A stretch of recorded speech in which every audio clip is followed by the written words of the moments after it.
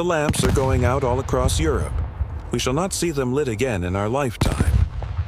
Those were the somber words of Britain's Foreign Secretary, Sir Edward Grey, as Europe braced for war in the summer of 1914. At the time, his statement might have sounded a bit poetic, maybe even overly dramatic. But the grim reality was that the events about to unfold over the next 4 years would change the world so completely that their repercussions would echo for more than a century. Long after every major figure involved, including Grey himself, had passed away. Even today, we are still living in the long shadow of that devastating conflict we call the Great War, or the First World War. Welcome to Wars of the World. Before we dive in, please take a moment to subscribe and ring that bell icon so you never miss our next episode. A whole world of history is waiting for you. Now, let's get back to it. What exactly ignited this catastrophe that would forever alter the course of humanity? At the dawn of the 20th century, Europe was standing at a major crossroads. On one side, you had the old Victorian values of monarchy, rigid class structures, and sprawling empires. On the other, you had the rising forces of socialism, nationalism, and democracy, all supercharged by rapid technological advancements. Expanding rail networks made travel fast and safe. Literacy was on the rise, and people everywhere were demanding change. One man who seemed to understand that the old ways were fading was Archduke Franz Ferdinand of the Austro-Hungarian Empire. In an era when royals were expected to marry for political gain, not for love, Ferdinand defied tradition. He gave up his own claim to the throne just to marry the woman he loved. He was also determined to reform and stabilize his vast empire, even trying to ease tensions with Tsar Nicholas II of Russia. But the empire he so desperately wanted to save was a fragile patchwork of different ethnic and religious groups stretching across Eastern Europe and the Balkans. These regions were hotbeds of nationalism, violence, and deep-seated distrust, and nowhere was this situation more volatile than in the Balkans, where Serbia was actively supporting independence movements among the Slavic peoples living under Austro-Hungarian rule. Serbia was allied with Imperial Russia, which in turn was allied with France.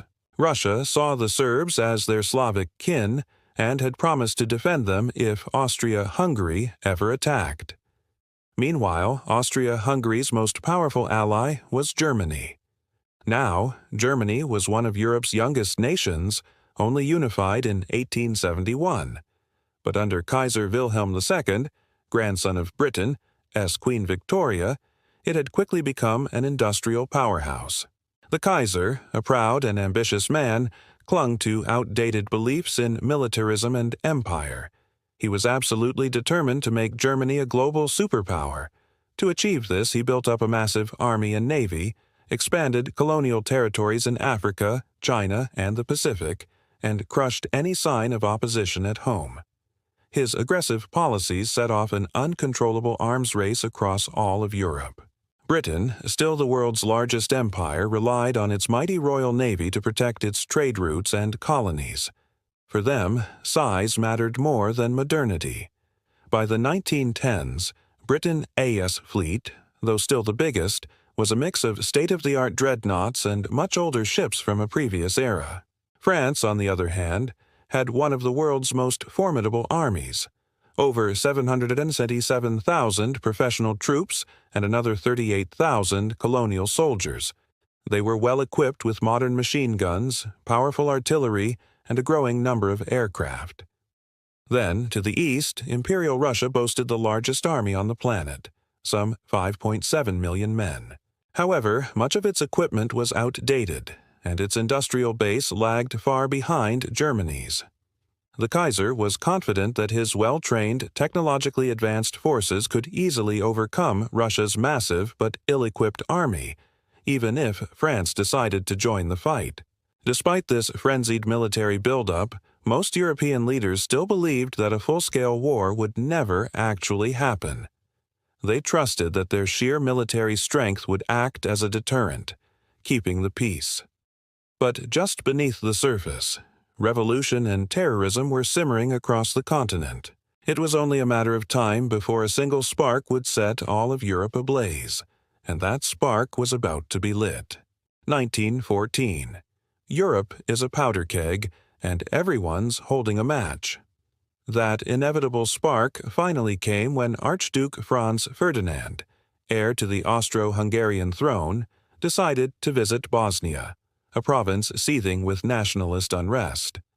Despite multiple warnings about a secret Serbian nationalist group called the Black Hand operating in the area, the Archduke accepted the invitation. On June 28, 1914, his train pulled into Sarajevo, the Bosnian capital. What Ferdinand didn't know was that this date held a deep, almost sacred meaning for the Serbian people. It was the anniversary of their victory over the Turks at the Battle of Kosovo back in 1389. To the nationalists, it was the perfect day to strike a blow against their Austro-Hungarian rulers. As Ferdinand and his wife, Duchess Sophie, rode through the city in an open-top car, crowds gathered, waving flags, but hidden among them were assassins. At 10:10 a.m., a grenade was hurled towards their car. The driver saw it, slammed on the accelerator, and the bomb exploded under the car behind them. The Archduke and his wife were shaken, but miraculously unharmed. But fate, as it often does, had a cruel twist in store. Later that day, on their way back, the driver took a wrong turn, pulling onto a quiet side street. And who happened to be standing right there by sheer dumb luck? One of the conspirators, a young man named Gavrilo Princip. He couldn't believe his eyes. Seizing the moment, he pulled out his pistol and fired 2 shots. Both found their mark. The Archduke and his wife were fatally wounded. As he died, Ferdinand clutched Sophie, whispering words of love. Across the Balkans, nationalist groups celebrated. They thought they had struck a decisive blow for freedom. They had no idea they had just lit the fuse on one of the greatest tragedies in human history. Back in Vienna, the news was met with outrage. Since Serbian nationalists were behind the assassination, Austria-Hungary turned to its powerful ally, Germany. Kaiser Wilhelm II assured them of his full support, offering what history now calls the blank check.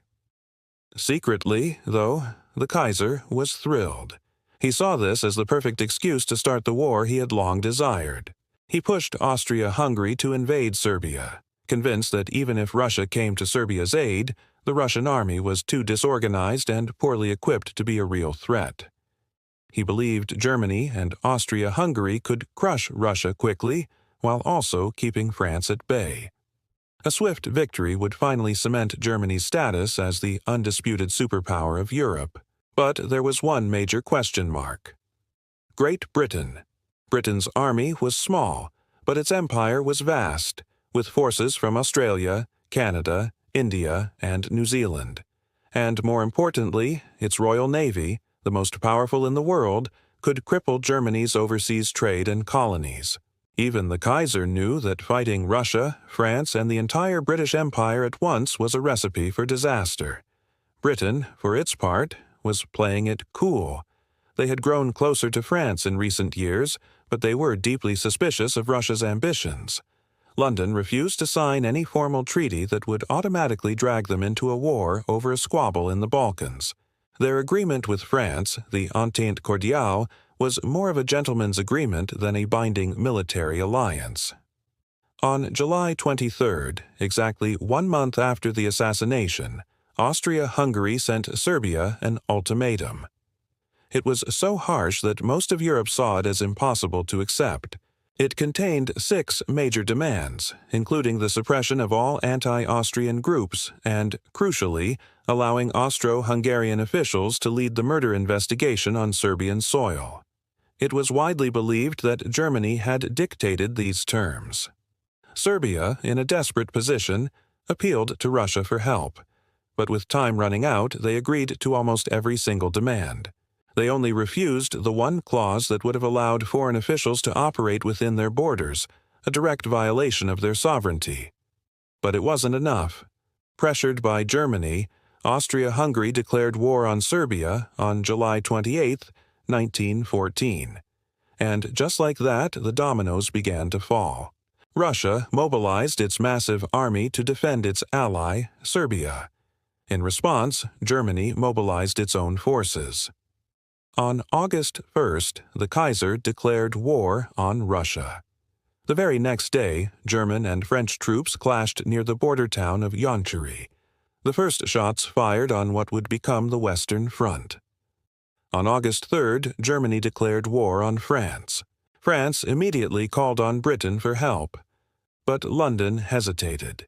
They had their own problems, with political unrest brewing in Ireland. The Kaiser, obsessed with a quick victory, made a fatal miscalculation. He ordered his armies to attack France by marching through neutral Belgium. Belgium's neutrality had been guaranteed by an international treaty signed by all the major powers, including Britain and Germany itself. When the Kaiser dismissed this solemn promise as a mere scrap of paper, Britain's decision was made. Honor and treaty obligations could not be ignored. On August 4, 1914, Great Britain declared war on Germany and Austria-Hungary. The local conflict in the Balkans had officially escalated into a world war. The lights were going out all over Europe, and they would not be lit again for 4 long, bloody years.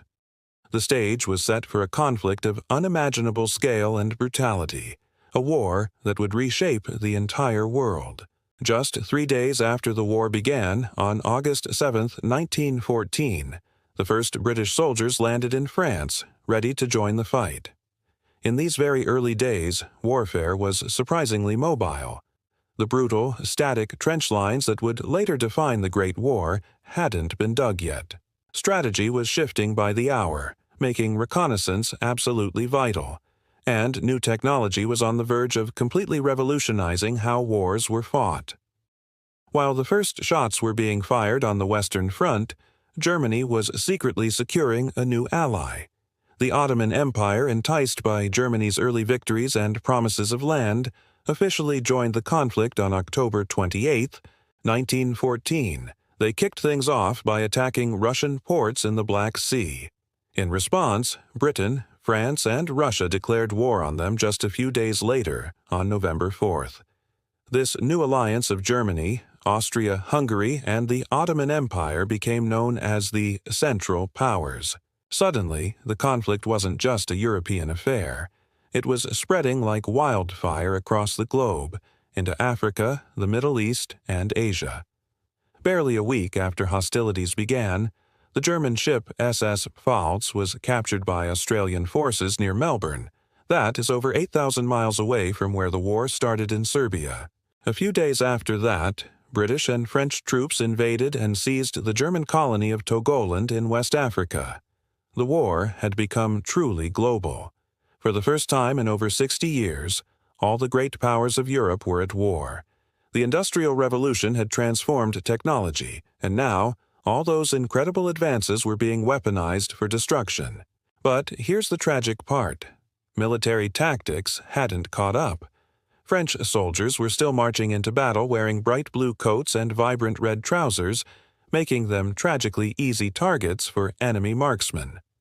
The most devastating new weapon was the machine gun. It could fire between 400 to 500 rounds per minute, while a traditional rifle could only manage about 10 to 20. This single invention made old-fashioned cavalry charges completely obsolete. It was a meat grinder, slaughtering thousands of men in mere moments. Within the first month of the war alone, more than 750,000 men were dead or wounded on both the Eastern and Western fronts. This perfect storm of outdated tactics clashing with modern killing machines unleashed a level of destruction the world had never witnessed before. Another game-changing weapon was just beginning to take flight: the aeroplane. Invented only a decade earlier by the Wright brothers, most generals initially dismissed it as a novelty. But the early months of the war would prove its value beyond any doubt. Aircraft quickly became essential for scouting enemy positions and, crucially, for coordinating devastating artillery fire from above. Picture this. It's September 2nd, 1914. Allied forces are in full retreat, and it looks like Paris is doomed to fall. But then, a lone French pilot, flying high above the chaos, spots a critical weakness, a gap in the German lines.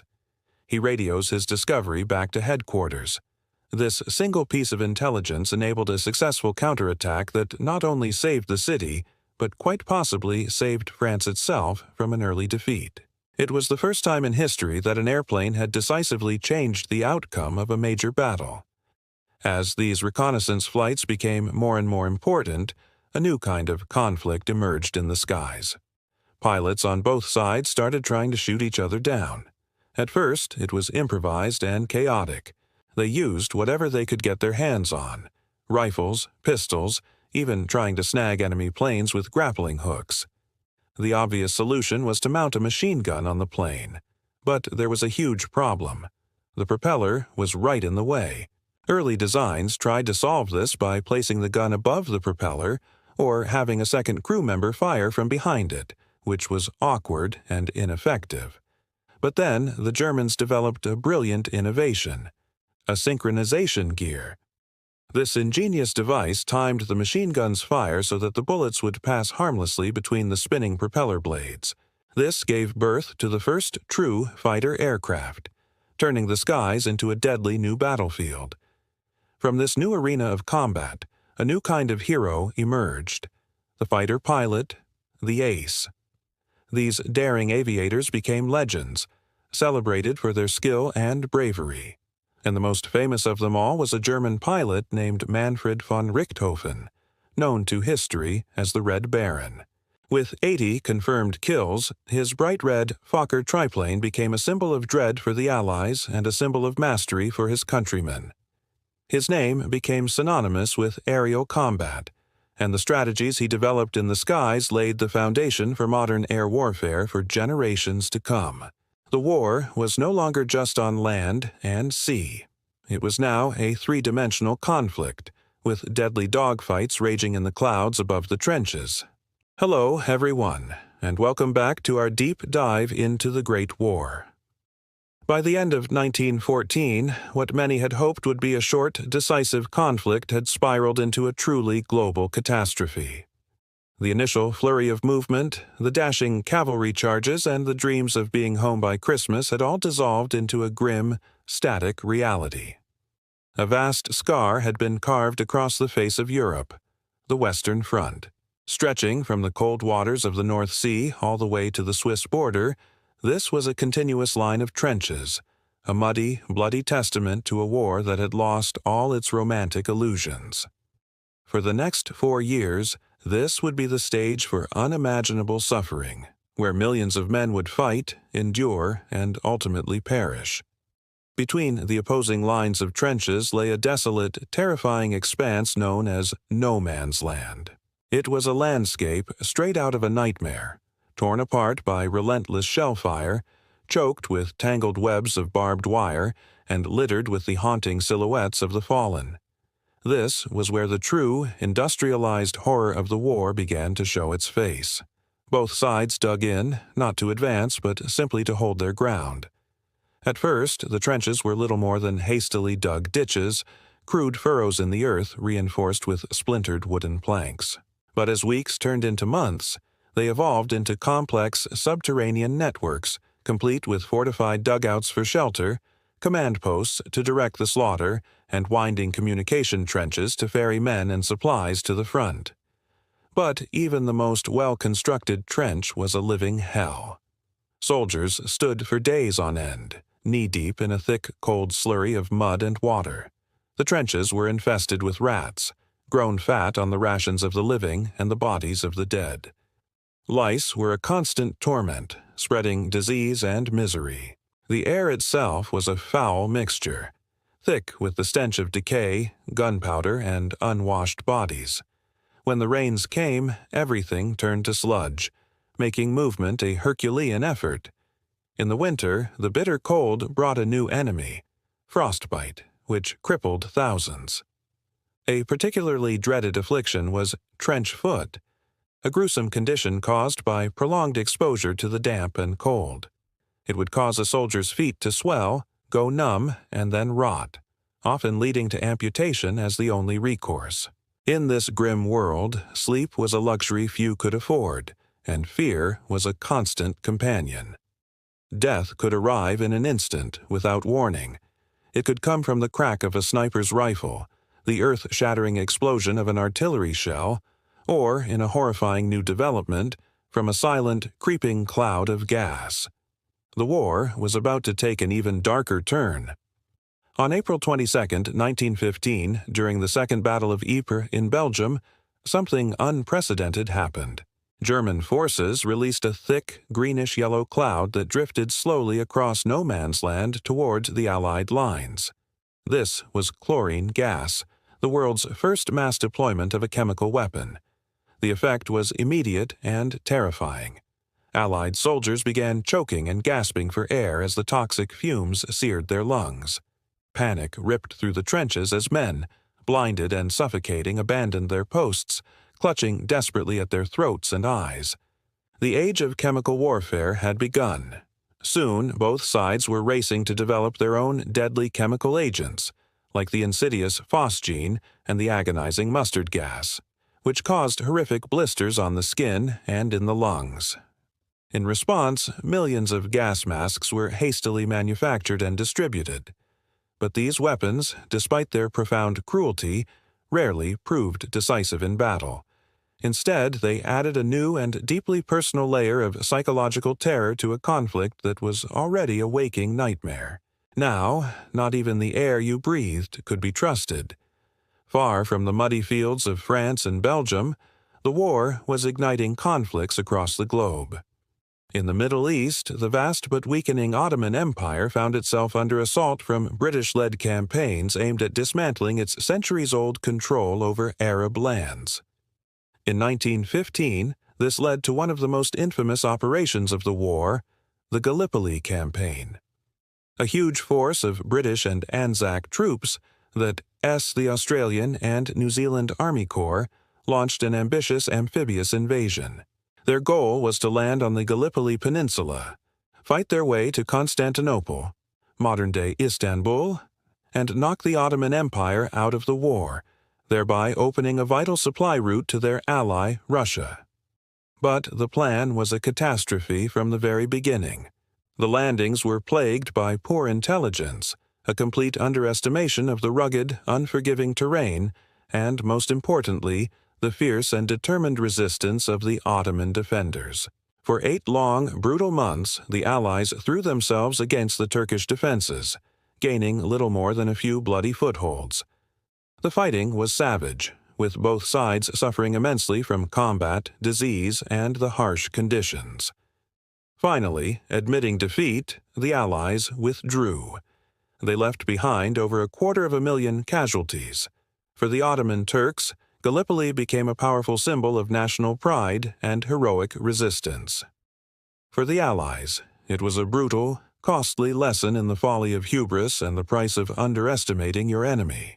Meanwhile, on the immense Eastern Front, the war looked very different. Here, Russia's colossal armies had initially surged into German and Austro-Hungarian territory. But their early successes were short-lived. They were soon pushed back by an enemy with superior tactics, better equipment, and a more efficient railway system for moving troops.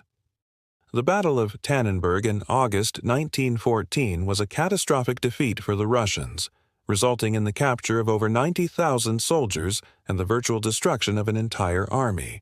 Unlike the static West, the Eastern Front was fluid and vast. The sheer scale of the territory allowed for grand maneuvers and sweeping battles of movement, but it also stretched supply lines to their breaking point. The Russian army, though enormous in number, was plagued by deep-seated problems. It suffered from a chronic lack of modern equipment. Many soldiers were sent into battle without rifles. Its leadership was often outdated and incompetent, and the morale of the common soldier, facing constant defeat and hardship, was plummeting. The strain of this immense war effort was beginning to tear the fabric of Russian society apart. By 1917, these internal pressures would explode, shattering the Russian Empire from within and changing the course of the war and world history forever. Back at sea, the war had introduced a new and silent form of terror: submarine warfare. Germany's growing fleet of U-boats began a campaign to strangle the Allied war effort by sinking merchant ships and cutting off the vital flow of supplies to Britain. This was a radical departure from traditional naval battles fought between massive warships. Submarine warfare was invisible, unpredictable, and, in the eyes of many, dishonorable. A U-boat could strike from beneath the waves without warning and disappear just as quickly. The tension reached a boiling point in May 1915. The German submarine U-20 spotted the British ocean liner, the RMS Lusitania, off the coast of Ireland. Without warning, it fired a single torpedo. The Lusitania sank in just 18 minutes, taking with it 1,298 souls, including 128 American citizens. The sinking caused a wave of international outrage. It was seen not as an act of war, but as an act of mass murder against civilians. Public opinion in the United States, which had remained staunchly neutral, turned sharply against Germany. While President Woodrow Wilson still resisted calls for war, the sinking of the Lusitania planted the seeds of America's eventual entry into the conflict. The war had reached across the Atlantic, and the world was being drawn ever deeper into the vortex. The stalemate on the Western Front was just one piece of a much larger, bloodier puzzle that was now being assembled across the entire planet. Last time, we left the armies of Europe bogged down in a seemingly endless network of trenches. For years, the front lines barely moved, but the cost in human lives was staggering. Today, we're exploring how both sides desperately tried to break this brutal stalemate. As the deadlock dragged on, a deadly race for innovation began. The constant roar of artillery became the soundtrack of the war, with cannons growing larger, more accurate, and far more destructive. But the real game-changer was a clunky, monstrous invention that would redefine warfare forever. At the Battle of the Somme in 1916, the British unleashed a secret weapon: the tank. These armored behemoths, crawling across the shell-pocked landscape, were designed to cross trenches and shatter enemy lines. The first tanks were notoriously slow and mechanically unreliable, often breaking down in the middle of no man's land. But the psychological impact was immense. Imagine being a German soldier, peering out from your trench and seeing one of these metal beasts lurching towards you for the very first time. It was a terrifying glimpse into the future of combat. Yet even these new machines couldn't immediately break the stalemate. The Battle of the Somme, where they first appeared, descended into one of the most horrific bloodbaths in all of human history. On the very first day, the British Army suffered nearly 57,000 casualties. Think about that number for a moment. It remains the single worst day in the history of their military. When the battle finally sputtered to a close months later, over 1 million men from all sides were dead or wounded. And what was gained? A few miles of ravaged earth? The scale of the slaughter is almost impossible to comprehend, a testament to the brutal futility of trench warfare. How could nations sustain such horrendous losses? Back on the home front, governments were waging a different kind of war, a war for hearts and minds. Propaganda became a powerful weapon. Striking posters and emotional appeals filled newspapers and public spaces. Men were shamed and glorified into enlisting. "Daddy, what did you do in the Great War?" one famous British poster asked. Women were called from their homes to fill the factories, becoming the new army of labor, producing the shells and bullets that their sons, husbands, and brothers were firing on the front lines. This wasn't a war fought only by soldiers anymore. It was total war. Entire economies were reconfigured to serve the military machine. For civilians, the war was no longer a distant affair reported in newspapers. It was an ever-present reality. In Britain, the German U-boat campaign choked supply lines, leading to severe food shortages and the introduction of rationing. Families had to make do with less and less, their daily lives dictated by the war effort. In Germany, the situation was even more dire. The Allied naval blockade was slowly starving the nation. hunger became a constant companion for millions, gnawing away at civilian morale and fueling social unrest. The line between the battlefield and the home front had blurred, and civilians found themselves directly in the crosshairs. While the armies were locked in combat on the ground, a new and glamorous yet equally deadly theater of war was opening up in the skies. Aviation, still in its infancy when the war began, advanced at a breathtaking pace. Airplanes evolved from clumsy observation tools into agile fighting machines. The era of the dogfight was born, pitting skilled pilots against each other in deadly aerial duels. Names like Manfred von Richthofen, the infamous Red Baron of Germany, became legendary. His squadron, the Flying Circus, painted their planes in bright, gaudy colors, a stark contrast to the grim, muddy reality below. On the Allied side, pilots like Britain's Albert Ball and America's Eddie Rickenbacker became national heroes, their exploits capturing the public's imagination. But the skies weren't just for dueling aces. The war also saw the birth of the bomber. For the first time in history, cities far behind the front lines could be attacked from the air. German Gotha bombers and Zeppelins launched raids on London and Paris, dropping bombs that caused panic and destruction. These raids, while not strategically decisive, brought the terror of the war directly to civilian doorsteps.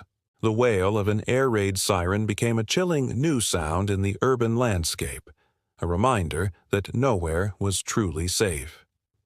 As 1917 dawned, the foundations of the old world were cracking under the immense strain of the war. In the vast Russian Empire, years of staggering military losses, combined with severe food shortages and a deep-seated hatred for the autocratic Tsarist regime, created a perfect storm. In February, protests and strikes in the capital city of Petrograd spiraled into a full-blown revolution. The army, tired of the war and sympathetic to the people, refused to fire on the crowds. In a matter of days, the once mighty Tsar Nicholas II was forced to abdicate. A provisional government took over, promising reform, but it made a fatal mistake. It chose to continue the war. The Russian people were exhausted. They wanted peace, land, and bread, a slogan powerfully employed by a radical group of revolutionaries known as the Bolsheviks, led by the iron-willed Vladimir Lenin. In October 1917, the Bolsheviks seized power in a second revolution, one that would change the course of the 20th century. One of Lenin's very first acts was to fulfill his promise of peace. He began negotiations with Germany to pull Russia out of the war. In March 1918, the Treaty of Brest-Litovsk was signed. It was a humiliating peace for Russia, ceding vast territories to the Central Powers, but it officially ended the war on the Eastern Front. For Germany, this was a monumental victory. They no longer had to fight a two-front war. They could now transfer hundreds of thousands of battle-hardened troops from the east to the west, massing them for one final, cataclysmic offensive. Germany was betting everything on this last roll of the dice, a desperate push to crush the French and British before the full might of the newly entered United States could be brought to bear. The stage was set for the final, decisive chapter of the Great War. Today, we delve into the inferno itself, a period where old ways of war collided head-on with new, terrifying technologies, forever changing the face of battle. The Industrial Revolution had already transformed how people lived and worked. Now, it was about to completely reshape how they fought. When the first shots were fired in 1914, many of the battles still had the look and feel of the Napoleonic era, with cavalry charges and brightly colored uniforms. But the weapons in the hands of the soldiers were anything but old-fashioned. Machine guns could now fire hundreds of rounds a minute, cutting down attacking infantry like a scythe through wheat. Artillery barrages grew to an unimaginable scale, capable of leveling entire landscapes and shattering enemy lines from miles away. And high above, fledgling aircraft, once a novelty, were now being used for reconnaissance, spotting enemy positions and directing the deadly rain of shells from below. The battlefield had become far more lethal than anyone could have possibly imagined. Yet, in a tragic disconnect, the generals on both sides clung to the strategies of the past. They believed in the power of courage, the elan of the massed infantry charge. They sent wave after wave of men over the top, convinced that sheer numbers and bravery could overwhelm the enemy's defenses. The result was a catastrophe of human life on a scale never before seen. Courage was no match for a stream of machine gun bullets. By the end of 1914, the war of movement on the Western Front had ground to a horrifying halt. The initial German advance through Belgium and France was stopped, and what followed was a grim race to the sea, with each side trying to outflank the other. When neither could gain an advantage, they did the only thing they could. They dug in. From the chilly waters of the North Sea all the way down to the neutral border of Switzerland, a vast, unbroken scar of trenches was carved across the face of Europe. These weren't just temporary ditches, they became complex, semi-permanent fortresses of mud and misery. They were sprawling networks of frontline trenches, support trenches, and communication lines, all infested with rats, lice, and the constant presence of death. Soldiers didn't just fight in these trenches, they lived in them, ate in them, slept in them, and far, far too often died in them. And between the opposing lines lay a desolate, terrifying wasteland known as No Man's Land. It was a hellscape of tangled barbed wire, water-filled shell craters, and the unburied bodies of fallen comrades. Any attempt to cross it was a near-suicidal mission. Here, gaining just a few meters of ground could cost thousands of lives. The war had stagnated into a brutal deadlock of attrition. As the first winter of the war set in, a chilling realization dawned upon the nations involved. The soldiers who had marched off in August, confidently boasting they'd be home by Christmas, were now trapped in a conflict of unimaginable scale and brutality. This was not going to be a short, glorious war. This was something new, something monstrous. But even in the deepest, darkest moments of despair, the flicker of human spirit can be hard to extinguish. On Christmas Eve of 1914, a truly remarkable event took place. Along scattered sections of the Western Front, an unofficial truce broke out. It often started with the sound of a carol being sung from one trench, only to be answered by another from the other side. Cautiously, soldiers began to emerge from the relative safety of their muddy holes. British and German troops met in the frozen wasteland of No Man's Land, not as enemies, but as fellow human beings. They shook hands, exchanged small gifts like cigarettes, buttons, and chocolate. They sang together, and in some places they even kicked around a football. For one brief, surreal day, there was peace. It was a fragile, spontaneous moment of shared humanity in the midst of mechanized slaughter. A moment that, sadly, would not be repeated. Once the high commands on both sides learned of this fraternization, they issued strict orders to prevent it from ever happening again. The war was to be a total one, and the war was indeed spreading. This was not just a European conflict. The great colonial empires dragged their vast overseas territories into the fray. Battles erupted across the globe, from the plains of Africa to the hills of the Middle East and the islands of Asia, as powers clashed for control of colonies and resources.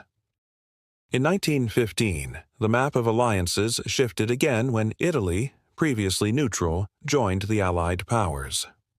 Lured by secret promises of territorial gains at the expense of its old rival, Austria-Hungary, Italy opened up a new, brutal front in the treacherous mountain terrain of the Alps. That same year, the Ottoman Empire, having joined the Central Powers, became the focus of a major Allied campaign. Winston Churchill, then Britain's First Lord of the Admiralty, championed a bold plan to seize the Dardanelles Strait, knock the Ottomans out of the war, and open a supply line to Russia. This led to the ill-fated Gallipoli campaign.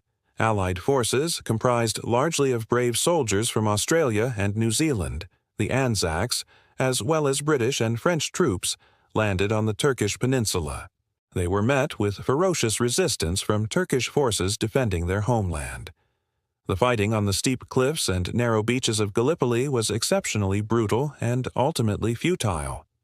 Thousands of young men were slaughtered in a campaign that was poorly planned and executed.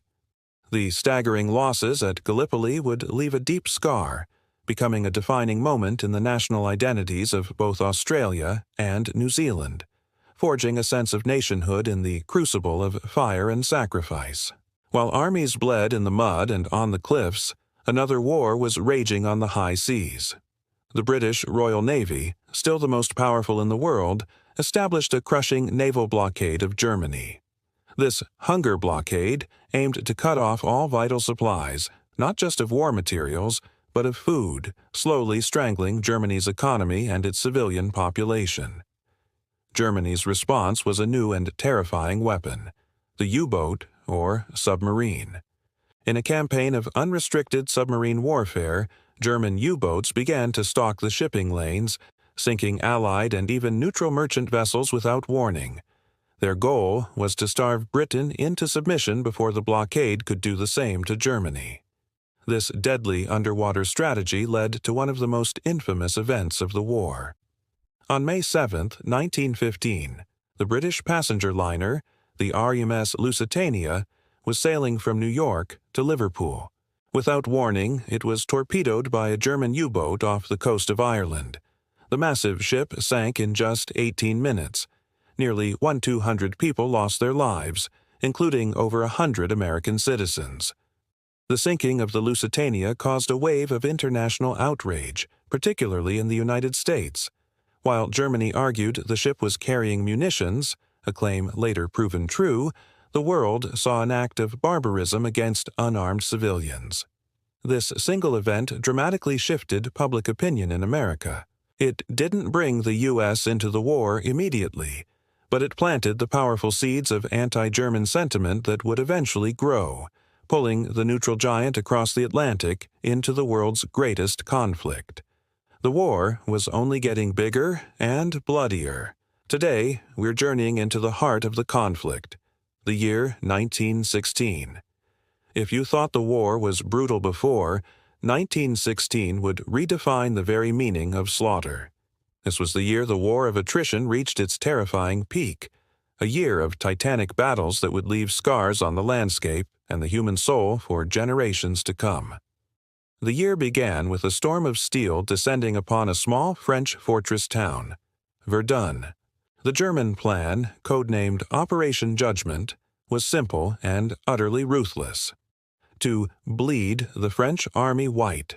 They aimed to lure French forces into a kill box, a meat grinder designed not to capture territory, but to annihilate an entire army.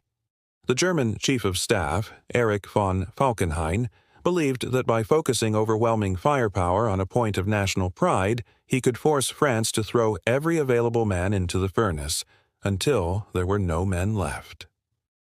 On February 21, 1916, one of the most intense artillery bombardments in history began. Over 1 million shells rained down on the French lines in just the first 9 hours. It was a hellscape of fire, earth, and shrapnel.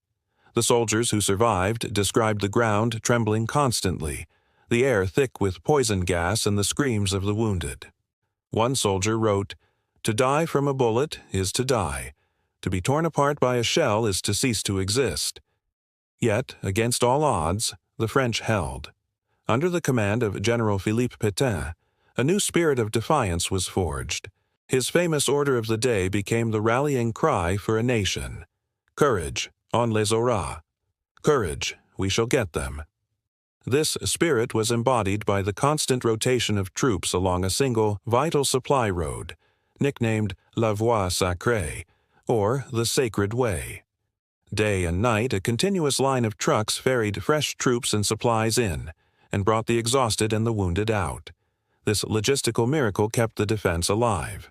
The battle for Verdun would rage for 10 agonizing months, becoming a symbol of French resilience, forever remembered by the vow, "Ils ne passeront pas," they shall not pass. While France was being bled white at Verdun, her allies knew they had to act. The British, with their massive new volunteer army, planned a colossal offensive to relieve the pressure on the French, and they hoped to finally break the deadlock on the Western Front. The chosen battlefield was the serene, rolling countryside of the Somme River Valley.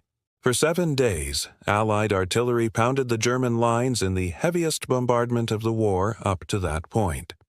The British commanders were confident that the German defenses, their barbed wire, and their machine gun nests would be utterly obliterated.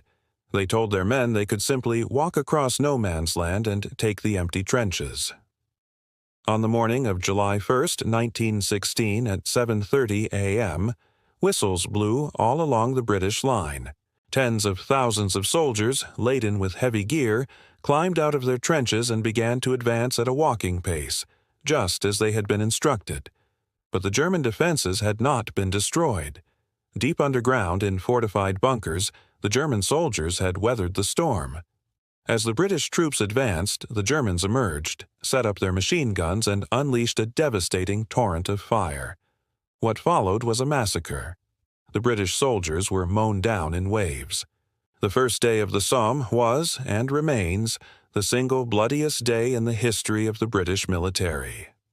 By nightfall, they had suffered nearly 60,000 casualties, with almost 20,000 men killed. Entire battalions were wiped out.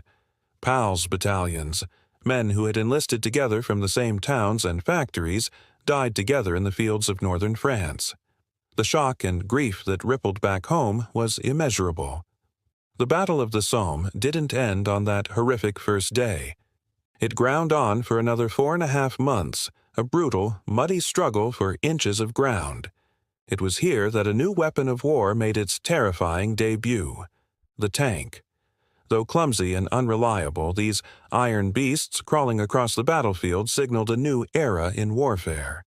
By the time the battle finally fizzled out in November, the cost was astronomical. Over 1 million men, British, French, and German, were killed, wounded, or missing. And for all that bloodshed, the front line had moved barely 6 miles. The Somme, like Verdun, became a byword for futile, industrialized slaughter. While the earth below was churned into a sea of mud and death, a different kind of war was being fought in the skies above. Aviation, still in its infancy, was advancing at a breathtaking pace. The flimsy reconnaissance planes of 1914 had evolved into agile, deadly fighters. This was the age of the dogfight, of knights of the air. Pilots became the new heroes of the war, their individual skill and daring a stark contrast to the anonymous mechanized carnage in the trenches. Names like Germany's Manfred von Richthofen, the legendary Red Baron, and Britain's top ace, Albert Ball, became famous across the world. Their exploits, their victories, and their chivalrous codes of conduct were romanticized by the public, hungry for heroes in a war that seemed to have none. Newspapers tracked their kill counts, and boys collected cigarette cards with their pictures. But this romantic image masked a brutal reality. The life expectancy of a new pilot on the Western Front could be measured in weeks. For every ace who achieved legendary status, hundreds more were sent spiraling down in flames or crashed into the unforgiving earth, their stories ending in anonymity.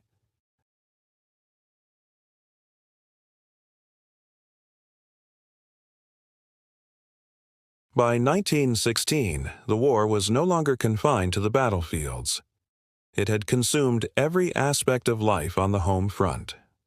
This was the birth of total war, the idea that entire nations, not just armies, were combatants.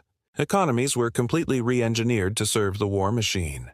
Factories that once made corsets now produced artillery shells. Those that made cars now built aircraft engines. With millions of men at the front, a vast new workforce was needed, and women stepped up to fill the void. They became farmers, mechanics, bus drivers, and police officers. Most visibly, they flocked to munitions factories, becoming the munitionettes, working long, dangerous hours with hazardous chemicals that could turn their skin yellow. Their contribution was absolutely vital to the war effort, and it would forever change the role of women in society. For civilians, life became a daily struggle. Food shortages led to strict rationing. In Germany, the British naval blockade was starting to bite hard, leading to the infamous turnip winter, where the population was forced to survive on little more than root vegetables. Grief became a constant companion, as the mailman's knock could bring the dreaded telegram announcing the loss of a son, a husband, or a father. To manage public opinion and maintain morale, governments clamped down with censorship, controlling what people could read and see. Propaganda posters were everywhere, urging people to enlist, buy war bonds, and hate the enemy. The entire fabric of society was woven into the single, all-consuming purpose of winning the war.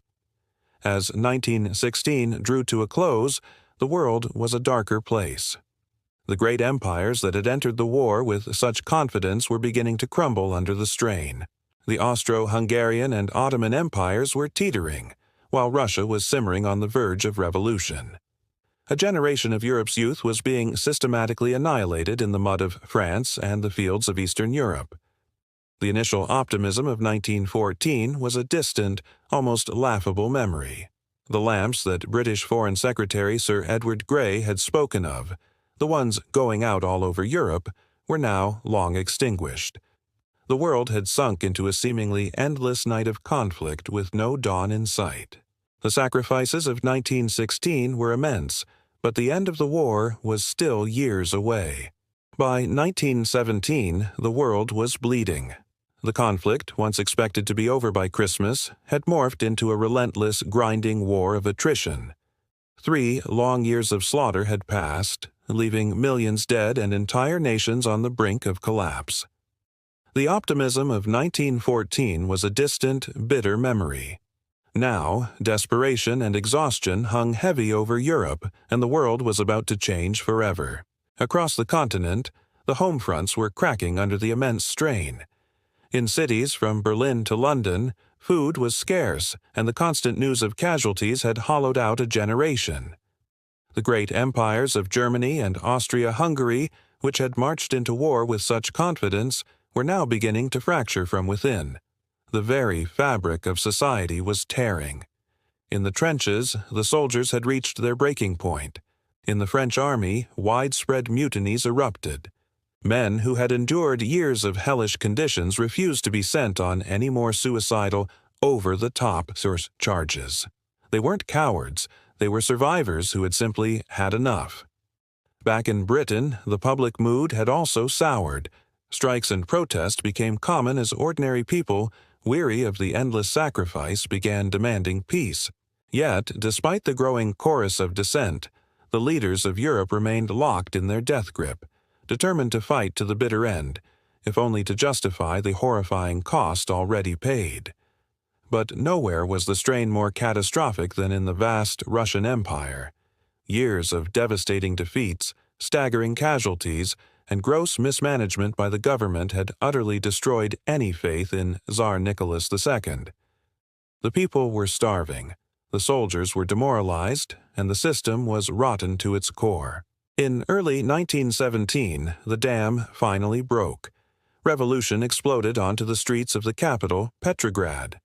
Within days, the unthinkable happened. The Tsar abdicated, bringing an end to 3 centuries of Romanov dynasty rule. A provisional government stepped in, attempting to restore order and, crucially, vowing to continue the war alongside the Allies. But this was a fatal miscalculation. The Russian people didn't want more war. They wanted an end to their suffering. This created the perfect opening for a group of radical revolutionaries who had been waiting in the wings, the Bolsheviks, led by the shrewd and ruthless Vladimir Lenin. Their message was simple and powerful: peace, land, and bread. By October 1917, they seized power in a second revolution. One of their very first acts was to begin negotiations to pull Russia out of the war entirely. For the German High Command, this was the news they had been dreaming of. With Russia out of the picture, the grueling 2-front war that had drained their resources for years was finally over. They could now transfer hundreds of thousands of seasoned troops from the Eastern Front to the West. Their plan was simple: launch one final, overwhelming offensive to smash the Allied lines in France and win the war before the Allies could recover. It was a massive gamble, but it seemed like Germany's best and perhaps last chance for victory. But as Germany prepared for its great push, a new, sleeping giant was stirring across the Atlantic. The United States of America was about to enter the fray, and its arrival would change the course of history. Since 1914, America had maintained a policy of strict neutrality, with President Woodrow Wilson winning re-election on the slogan, "He kept us out of war." But neutrality was becoming harder and harder to maintain. Public opinion in the U.S. had been slowly but surely turning against Germany. The sinking of the passenger liner Lusitania in 1915, which killed over 100 Americans, had caused widespread outrage. But the final straw came from Germany's own aggressive policies. Desperate to choke Britain into submission, Germany announced a campaign of unrestricted submarine warfare. This meant their U-boats would sink any ship, military or civilian, neutral or not, found in the waters around the British Isles. This was a direct threat to American lives and commerce. Then, in a stunning intelligence coup, the British intercepted a secret message from the German Foreign Secretary, Arthur Zimmermann, to the German ambassador in Mexico. This message, now known as the Zimmermann Telegram, was a diplomatic bombshell. It proposed a military alliance between Germany and Mexico if the United States were to enter the war. In return for attacking America, Germany promised Mexico financial support and, most explosively, help in reconquering the lost territories of Texas, New Mexico, and Arizona. When the British shared this telegram with the Americans and it was published in the press, it caused a nationwide uproar. The idea of Germany inciting a war on America's own border was too much to bear. It was a direct threat to American sovereignty. The combination of unrestricted submarine warfare and the Zimmermann Telegram left President Wilson with no other choice. On April 6, 1917, a solemn Woodrow Wilson stood before Congress and asked for a declaration of war against Germany. In a now-famous speech, he framed the conflict not as a grab for territory or power, but as a noble crusade. The world, he declared, must be made safe for democracy. For the first time in its history, the United States was entering a major European war. A new kind of power, an industrial giant, flush with resources, manpower, and a sense of optimism that Europe had long since lost, was joining the Allied cause. The declaration of war was one thing. Getting an army to Europe was another. The U.S. military in 1917 was small and unprepared for a conflict of this scale. It would take many months to raise, train, and transport a large fighting force across the Atlantic. But the psychological impact was immediate. For the exhausted British and French armies, the news of America's entry was a tremendous morale boost. It meant fresh troops, endless supplies, and the certainty that they were no longer alone. The tide, it seemed, was beginning to turn. Knowing that their window of opportunity was closing fast, the Germans launched their final, desperate gamble in March 1918, the Spring Offensive, codenamed Operation Michael. Using new infiltration tactics, their stormtroopers smashed through the Allied lines, creating a huge bulge and advancing deeper into France than they had since 1914. For a few terrifying weeks, it looked as though they might actually succeed. Paris itself was once again in range of their long-range artillery. But the German offensive, though initially successful, was incredibly costly. They suffered immense casualties, and as they advanced, they outran their supply lines. Their soldiers were exhausted and starving. And just as the German army was reaching its breaking point, the first wave of fresh, well-fed, and eager American troops, the doughboys, began to arrive at the front in large numbers. When these American divisions were thrown into the fight, they helped plug the gaps and stabilize the Allied line. At key battles like Château-Thierry and Belleau Wood, the Americans, though inexperienced, fought with ferocious determination, stunning the battle-hardened Germans. The balance of power was shifting. Decisively, the German gamble had failed. Their army was spent, and with a seemingly endless stream of American soldiers now pouring into France, the end was finally in sight. The year of crisis had given way to the year of decision. When we last left off, the conflict had devolved into a brutal stalemate. But in the final months of 1918, the tide turned dramatically. This is the story of how the Great War finally came to an end, and the fragile peace that followed. The beginning of the end was an operation known as the 100 Days Offensive. Starting in August 1918, the Allies launched a series of massive, coordinated counterattacks. This wasn't the trench warfare of old. Now, they brought overwhelming force to bear, combining infantry assaults with the might of new technologies.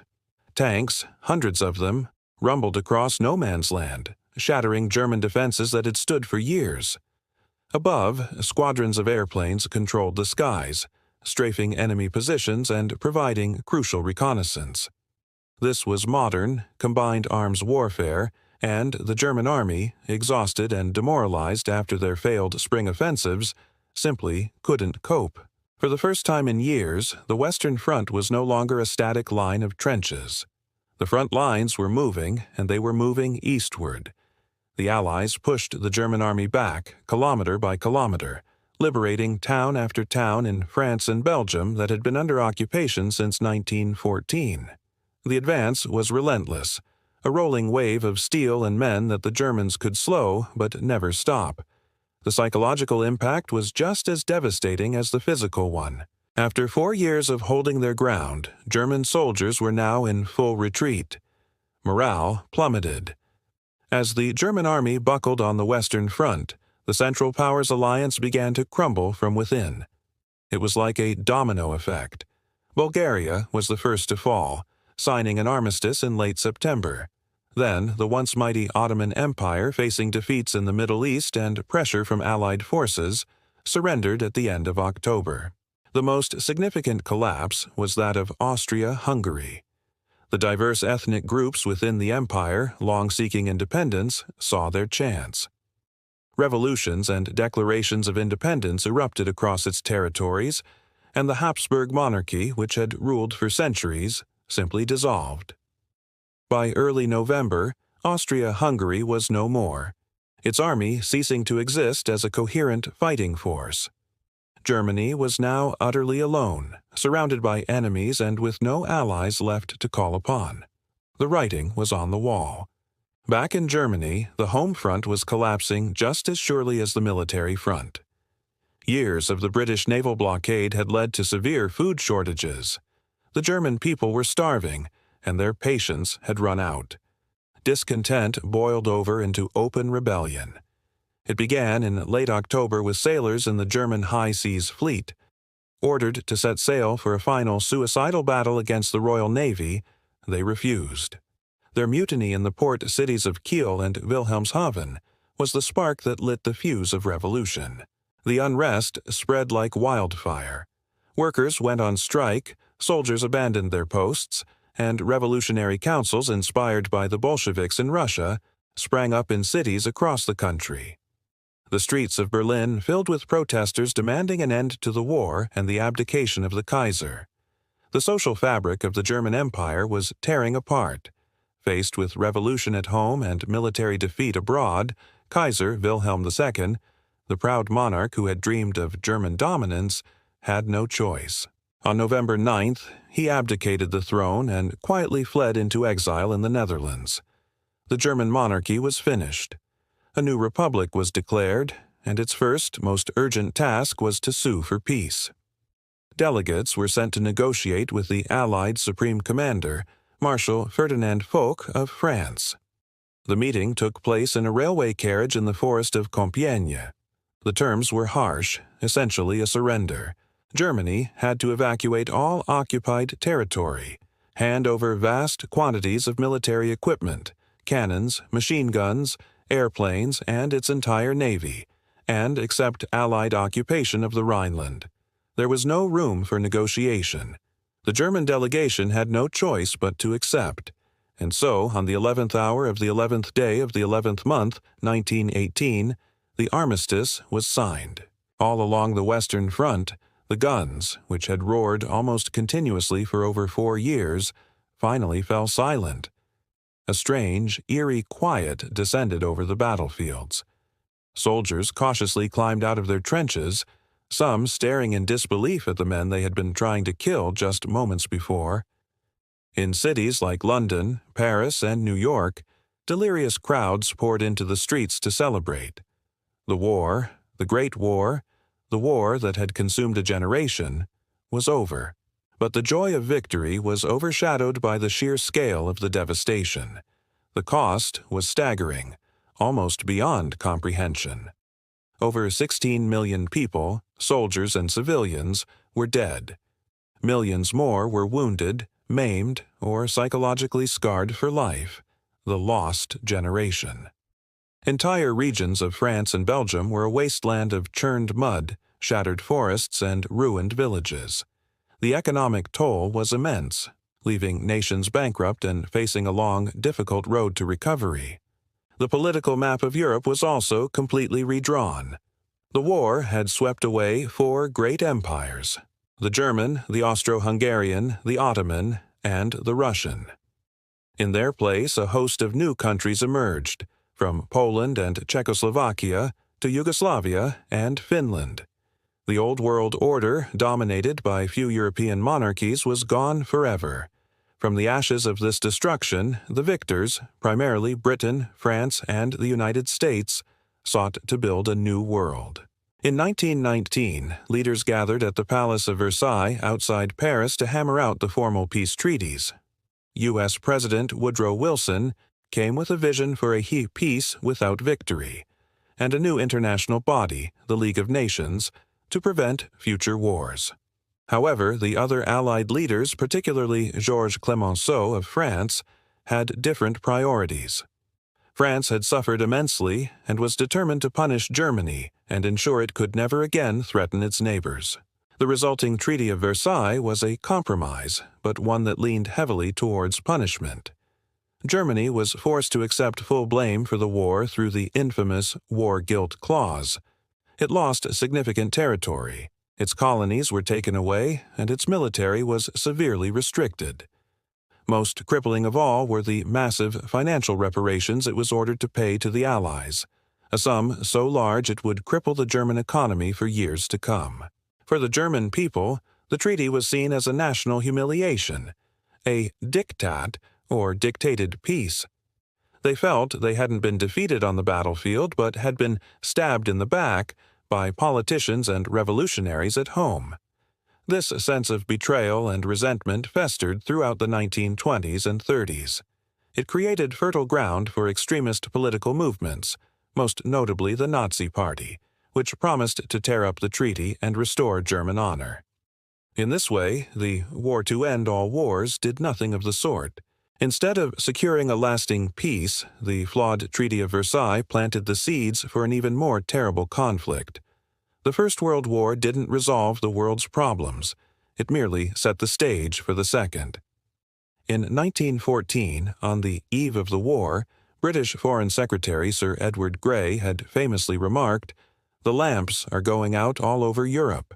We shall not see them lit again in our lifetime." As the world surveyed the wreckage in 1919, his words seemed hauntingly prophetic. The light had indeed gone out, and while the fighting had stopped, the peace that followed was fragile and built on a foundation of ruins and resentment. The lost generation was gone, and the world they left behind was forever and irrevocably changed.